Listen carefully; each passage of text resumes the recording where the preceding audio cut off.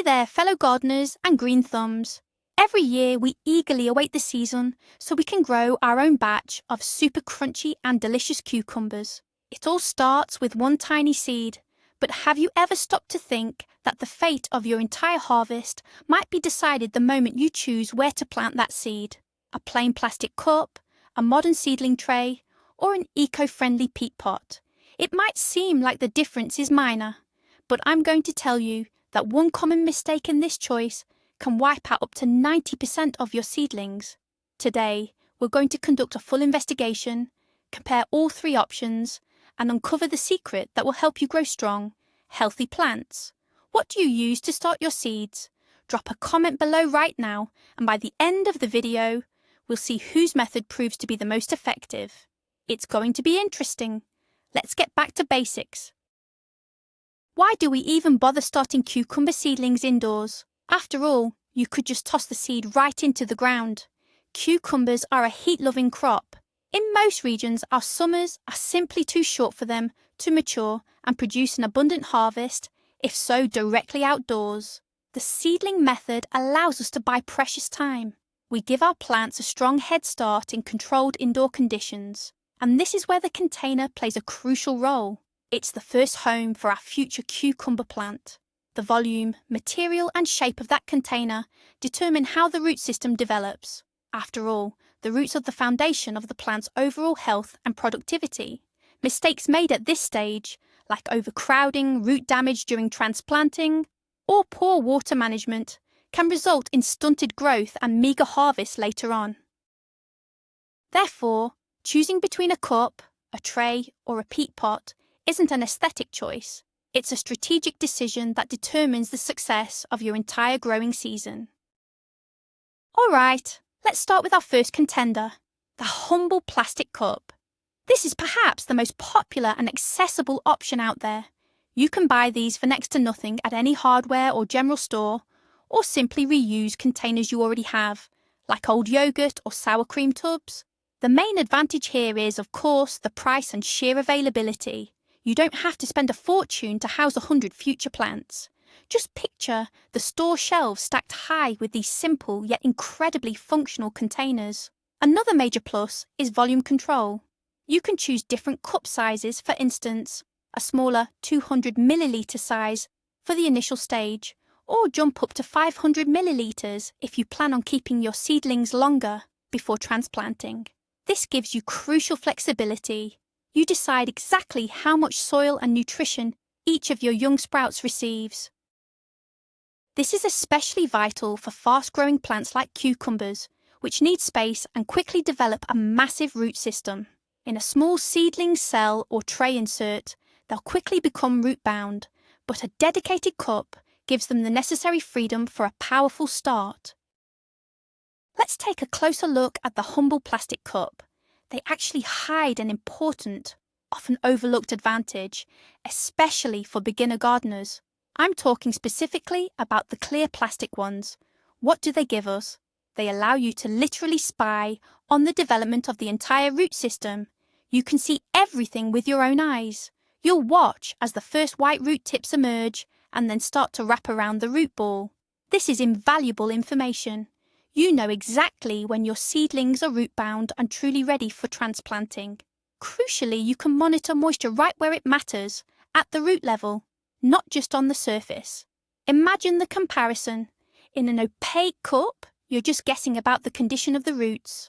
But in a transparent one, the entire picture is laid bare. This visibility helps you avoid two major problems: transplanting too early, before the root structure is properly established, or transplanting too late, when the roots have already curled into a tight, stressed knot at the bottom. So, when it comes to starting seeds, clear plastic is essentially your personal X-ray machine for your baby plants. But the plastic kingdom isn't all sunshine and rainbows. This brings us to the first major drawback. In 99% of cases, store-bought or repurposed plastic cups simply don't have drainage holes. What does that mean? It means any instance of overwatering instantly turns your cup into a miniature bog. Cucumber roots, like the roots of most plants, need oxygen. In waterlogged soil, they quickly begin to suffocate and rot. This is one of the most common causes of seedling failure, the dreaded damping off disease.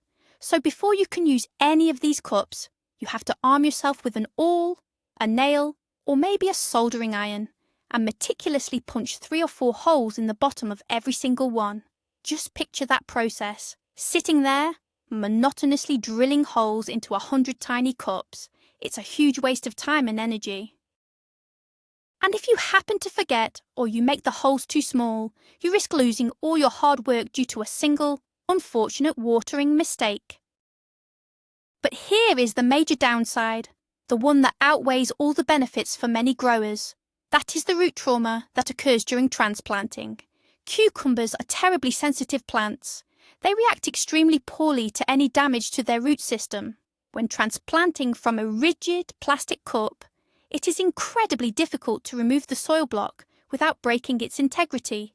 You find yourself squeezing the cup, banging it against a surface, or trying to pry the soil loose with a knife. At this point, the finest feeder roots, the ones responsible for nourishing the plant, are inevitably snapped or torn. Just visualize this. As we pull the plant out, a portion of the soil crumbles away, exposing those delicate white threads of roots. For the cucumber, this is immense stress. After such a transplant, the plant can stall its growth for a week, or even 2, while it tries to repair the damaged roots. It will suffer, turn yellow, and ultimately you will lose precious time, and with it, a portion of your future harvest. This critical issue is precisely what makes rigid cups a risky choice for such a high-maintenance, finicky crop.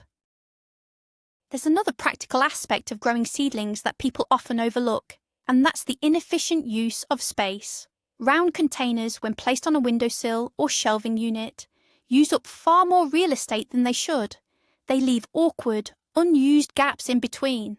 If you're only growing 10 plants, no big deal. But what happens when you're dealing with 50 or even 100 seedlings? Every square inch is precious then. This is especially true if you live in a city apartment where your windowsills certainly aren't endless. Just picture the difference from a top-down perspective. The perfect grid of square cell trays versus the haphazard placement of round cups, all separated by wasted air. Trays let you maximize your area, fitting substantially more plants into the exact same footprint. This issue becomes even more critical once the seedlings get bigger and require more light. When they're in round cups, they start shading each other and stretching out. That forces you to space them out even further, gobbling up more and more available surface area. Now let's move on to our second contender, the seedling trays, often called cell trays. What exactly are they? Essentially, they are blocks made up of numerous small, interconnected cells or compartments. They are typically made of thin plastic and come in a huge variety of sizes, ranging from 6 cells all the way up to 160. Their main advantage, which we touched upon earlier, is sheer compactness. They allow you to maximize your space efficiency. On just one standard flat tray, you can fit a vast number of seedlings, with each one residing happily in its own individual apartment. This makes them the perfect solution for those growing seedlings commercially, or even just for the home gardener trying to save precious windowsill space. Visually, the result is incredibly neat and organized, straight, uniform rows of identical plants. This kind of order is both pleasing to the eye and significantly simplifies the overall care and maintenance of your young crops. Another massive benefit of using these trays is how incredibly easy they are to manage. The whole unit is incredibly easy to move. Need to rotate your seedlings to catch the light on the other side? Just grab the entire tray and spin it around. Time to harden off your plants on the balcony. You can move 50 seedlings in one go, instead of hauling individual pots one by one. This is a huge time and energy saver. Plus, every single plant is growing under absolutely identical conditions. They all get the same volume of soil, the same watering schedule, and the exact same amount of light. The result is incredibly uniform, consistent growth, meaning you won't have obvious leaders or straggling runts. Picture this convenience. You water the entire tray just once, and the moisture spreads evenly throughout every single cell. This massively simplifies maintenance, especially if you're growing large quantities. You don't have to check the moisture level in every individual pot. But convenience and compactness always come at a price. The first major drawback is the small volume of growing medium in each cell. Even in trays with larger cells, the amount of potting mix rarely exceeds 100 to 150 millilitres. This is critically insufficient for cucumbers, which are known for rapid growth and powerful root systems. The roots quickly become cramped. They fill the entire available space, and the plant begins to suffer. Development stalls, and the leaves may start yellowing due to nutrient deficiency. You can only keep seedlings in such a small volume for a very short time, literally until they develop 2 or 3 true leaves. After this point, they must be transplanted immediately. In other words, these trays are only suitable for the absolute earliest stages of growth. If you delay transplanting for any reason, say due to a stretch of bad weather, your seedlings will start to decline, become root-bound, and stretch out, or become leggy. The second major drawback, which stems directly from the first, is the extremely rapid drying out of the growing medium. A small volume of soil dehydrates many times faster than a larger container. This is especially true in warm apartments, where central heating creates notoriously dry air. You will have to constantly monitor the moisture levels. You might water thoroughly in the morning, only to find the soil has turned rock hard by the evening. Missing watering just once on a sunny day is enough for the tender cucumber sprouts to simply shrivel and die. Picture the scene. You return from work and all your precious seedlings are lifelessly drooping. This demands serious discipline and constant vigilance from the gardener. Watering must be frequent, but also meticulous, ensuring you don't turn the small cells into a muddy swamp. Finding that crucial balance is far harder in tiny cells than it is in a spacious starter pot. It creates perpetual stress for both the young plants and their dedicated caretaker. Let's get back to the recurring issue of transplanting.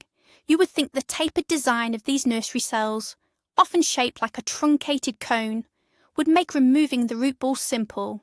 However, in practice, things rarely work out that way. The plastic used in these standard trays is usually thin and highly flexible. When you try to push the plug out from the bottom, the cell walls deform, squeezing and compressing the soil and the delicate roots inside. It becomes incredibly difficult to extract the seedling without damaging the plant or disturbing the integrity of the root ball.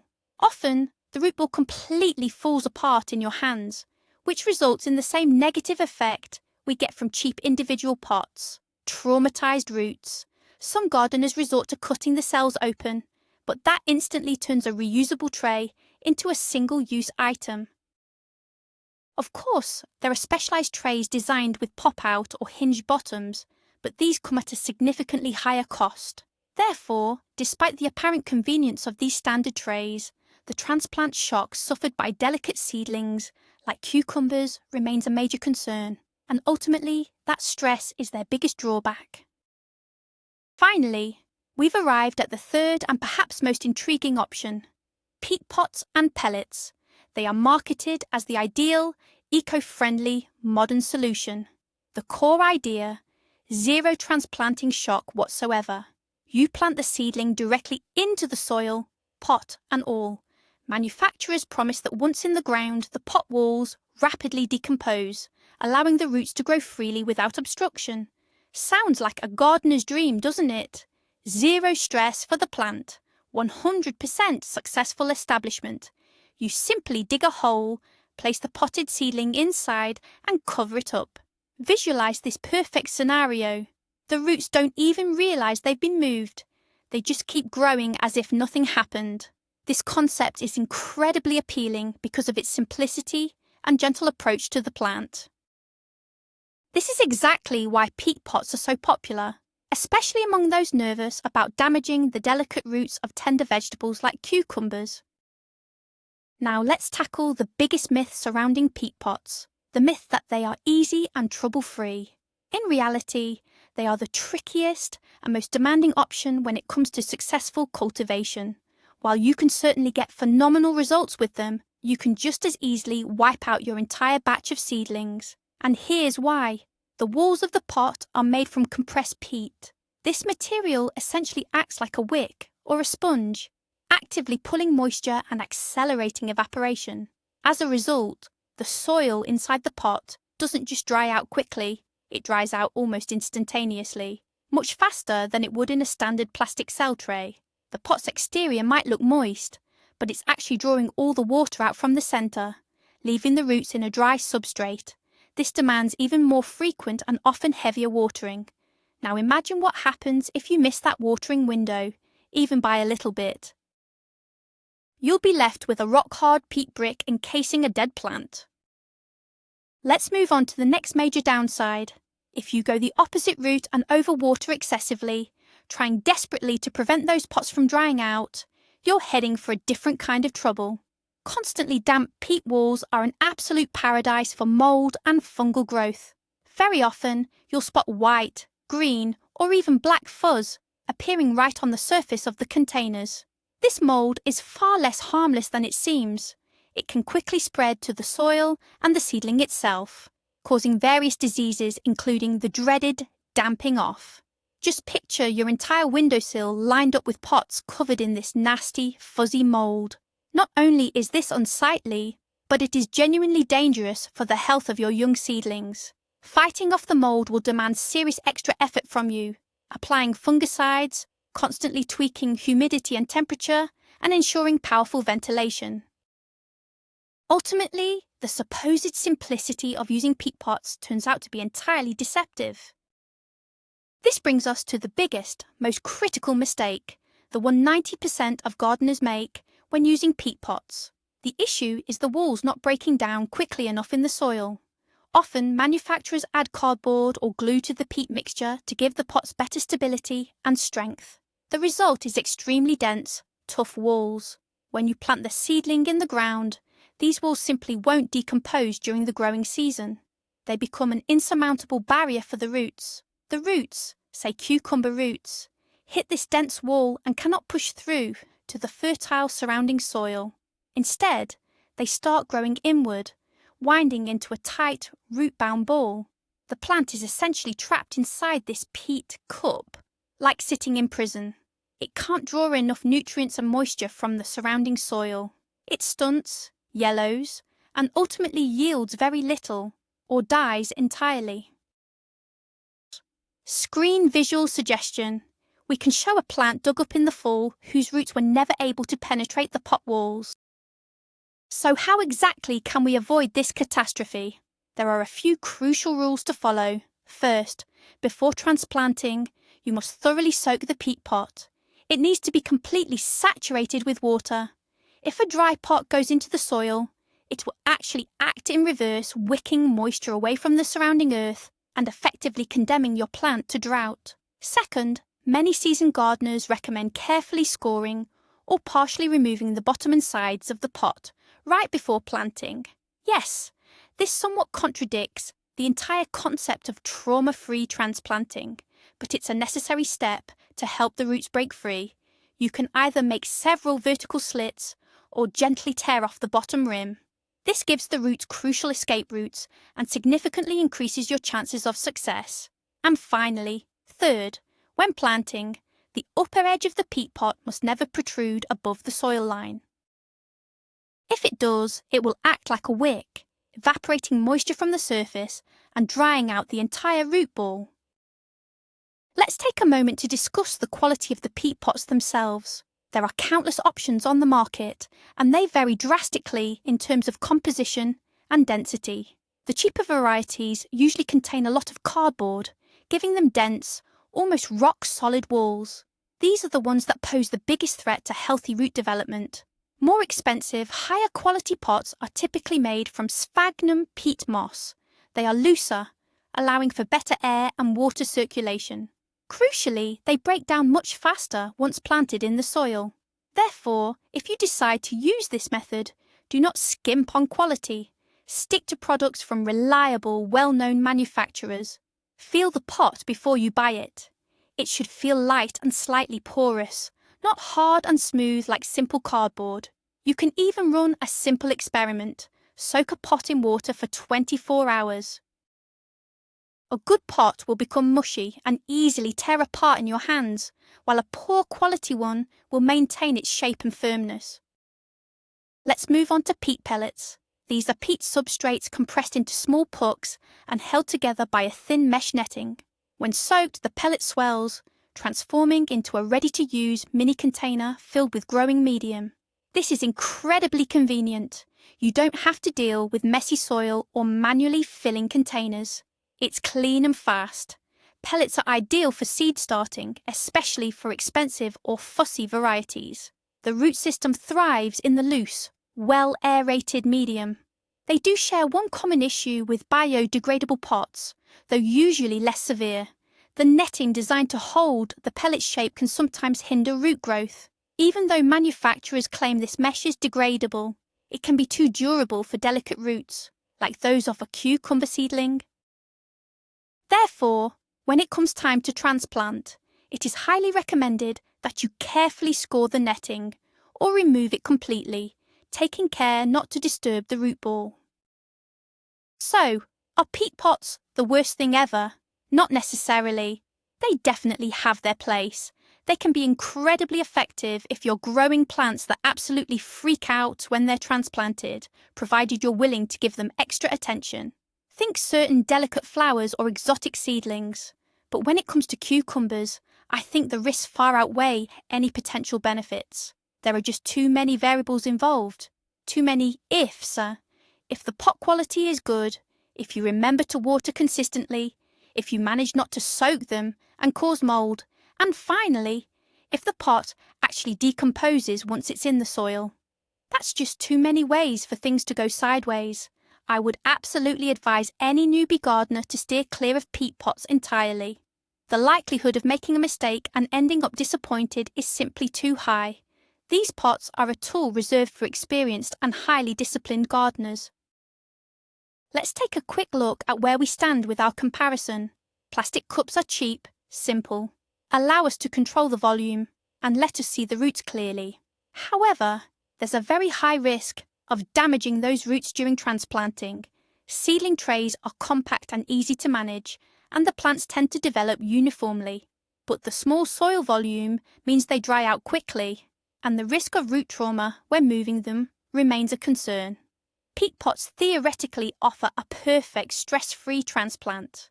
In practice, though, they are the trickiest option. They require constant moisture control and carry the risk of root lock, where the roots get trapped inside a shell that fails to decompose. So it's clear that every single method has its own distinct strengths and weaknesses. The ideal one-size-fits-all solution simply doesn't exist. So where does that leave us? Is there truly no way to grow the perfect batch of cucumber seedlings? Now I'm going to let you in on a secret technique that combines the benefits of various methods while minimizing all the potential drawbacks. This is known as the potting on or bump up method. The best tools for this are simple plastic cups, but with a key modification. Alternatively, you can use specialized seed starter pots that have a removable base. The core idea is simple. Instead of shaking the plant out of the cup, we gently slip or transfer it into a larger container or straight into the ground, ensuring the root ball remains perfectly intact. To make this process seamless, you can use containers like yogurt or sour cream cups, which naturally taper. The bottom is slightly narrower than the top. Or you can simply cut a single slit down the side of a standard plastic cup right before transplanting. You place the cup directly into the hole, carefully unroll or peel away the plastic, and the plant stays perfectly in place with a completely undisturbed root system. This approach gives us adequate growing volume, low cost, and most importantly, zero transplant shock. This is truly the gold standard, especially when dealing with fussy plants like cucumbers. So let's wrap up our investigation. We've discovered that those popular, supposedly eco-friendly peat pots are actually the most insidious enemy of cucumber seedlings. It's their dense, non-decomposing walls that become a prison for the roots, often killing off the majority of the harvest for inexperienced gardeners. Seed trays are great for saving space right at the start, but they quickly become overcrowded. And those tried and true plastic cups, when used correctly, turn out to be the most reliable and safest option. The key is simply ensuring good drainage and using the method of potting up to avoid root shock. Don't chase trends, trust the methods that work. Remember this, the most critical factor for cucumbers is an undisturbed root system. Provide them with that, and they will reward you with a generous harvest of crunchy, fragrant fruit. Thank you for watching this video all the way through. I really hope you found this useful. If so, please don't forget to hit that like button and subscribe to the channel so you won't miss out on other gardening secrets. Now for the big question, after everything we've discussed, has your opinion changed? What will you be using to start your seedlings next year? Share your thoughts and experiences in the comments below. Let's start a discussion.